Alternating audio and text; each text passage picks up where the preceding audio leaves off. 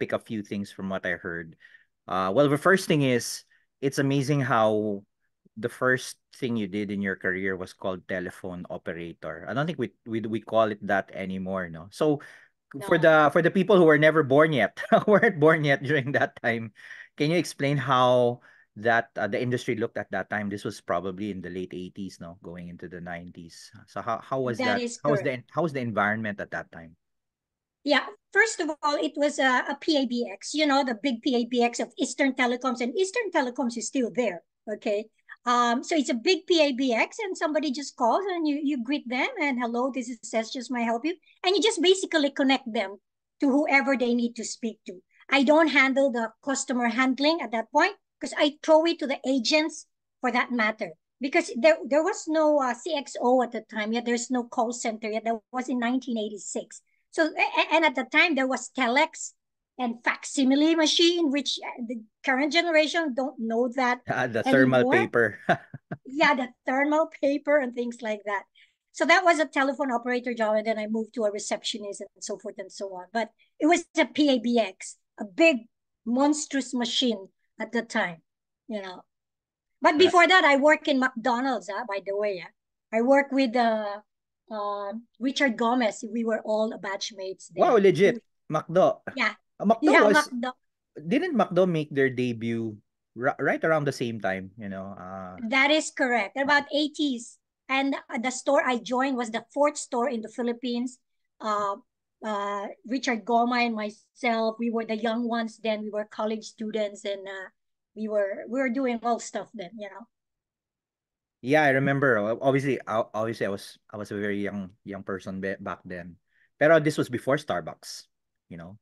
Oh And yeah, and way before KFC Starbucks. was called Kentucky Fried Chicken, as in full That spelling. is correct. And we were And competing with Wendy's at the time. Wendy's, tama. And then you had And, stores and like then Coney Jollibee Island. suddenly appeared.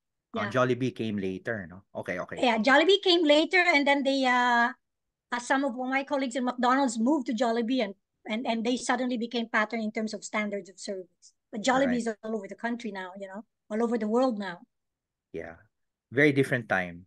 And Yes. obviously, how we appreciate technology back then is very different. So Oh yeah. you mentioned some stuff when you worked in SGS, no? Could you talk about what was the term artificial intelligence already used, or you know what was the equivalent back in the day? Yeah. Well, at that time, you know, I became part of a re-engineering group. The word re-engineering was still the word, you know. Basically, we remodeled the business model. Because the SGS is present in 150 countries, so it is like a little kingdom on its own, repetitive, same processes in each country. So what we did was we combined the repetitive processes, and we, how do you call that, regionalize certain competency centers. The point is this: in order to gain a lot of efficiency, we had to do a lot of automation and look at all the databases common present in 150 countries. So, and we've seen 9 disparate systems. You know, we have the AS400s and the AS36 and the XPC at the time. But what's important is the data that we collect in the 150 countries. And we have to clean that data because it was garbage in the way it was written. So we had to structure it so that then when algorithms has been designed, that the keywords are there, automatically the system will identify what type of commodity being examined. Now, let me backtrack on this because we were dealing with international trade. So if you talk of international trade, are goods going from one country to another? So when one goods is coming from one country to another, it goes and enters into an importing country to the customs, Bureau of Customs. And customs have to identify the classification of that commodity, how much duties and taxes, and the valuation. So in order to do that, risk management was applied. And in order to do risk management, we have to understand all of the knowledge data of international goods coming in and out of the country. So we developed those goods description, which is the generic, specific, the color, what's the function, and then the computer will immediately identify for you the first 6 digits of the international harmonized code. And then the trade analyst will have to elevate their knowledge on what is the remaining digits to make it more specific. So that's when more complex job is done because before it was done by human from the first digit to the ninth. But the computer, now we're doing it based on the database's algorithms and the words. The first 6 digits is already identified to you by the artificial intelligence, if you could call it, but we call it an automation at the time. Okay. And then you cannot just override it unless a higher level of management will look at it and clean the database. But it took a long time because you have to clean the data. Because as you know, with 9 disparate systems, 150 affiliates, even though you do the same business model, but you interpret how you write the commodity. So we had to clean the data for that matter. So there was those automation already happening. And another automation that is happening, I don't know whether you consider that as a generative AI right now, is a shipping documents in an international trade. Shipping documents like bill of lading, final documents, is sent to a facsimile, but that facsimile is an imaging. And once, if it's sent from Japan and then sent to the processing unit, or the BPO now is called, it's automatically packed into the image and it's indexed automatically by the computer, whether it is a bill of lading or an invoice and so forth. So you could see it eliminated a lot of the manual work of the people. And then we had to retrain them how to do more complex jobs. Right? So in essence, it's quite similar to the impact of generative AI right now, but probably in a bigger scale right now because data is now in the cloud. At that time, we didn't have cloud. So the data was in a server somewhere that is hitting the risk management for that matter. So it was already and that was in year 2000, by the way. Okay. 2000, because that's when we started the back office of SGS in year 2000 on international trade. And that's where we started this risk management automation for that matter. I don't know if I make sense, but so No, no. SGS started as a knowledge processing. We didn't Yeah, start as a BPO. It yeah. was knowledge based. And then we went backward. Okay, let's do call center. The call center was the last one we did, but we Mm. started on a knowledge base.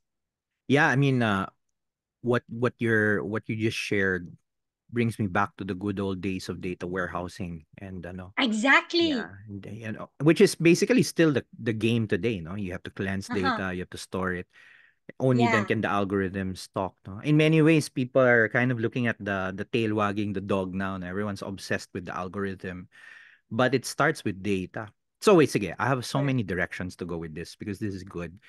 Um, can you share a bit about difficulties during the That transformation? What I mean, because everyone says transformations are not easy to do, and people sometimes blame technology. Of course, it's the easiest thing to blame. But in your story, I mean, did you encounter challenges, and what I mean, how did you resolve them?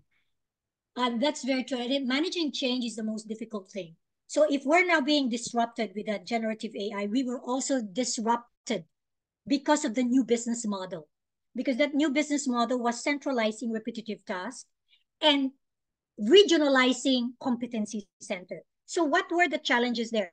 If each of the country in 150 countries have their own kingdom of the same people, inspectors, trade analysts, price comparator, those were the people, the price comparator, the trade analyst, the classifier, the inspectors, and things like that.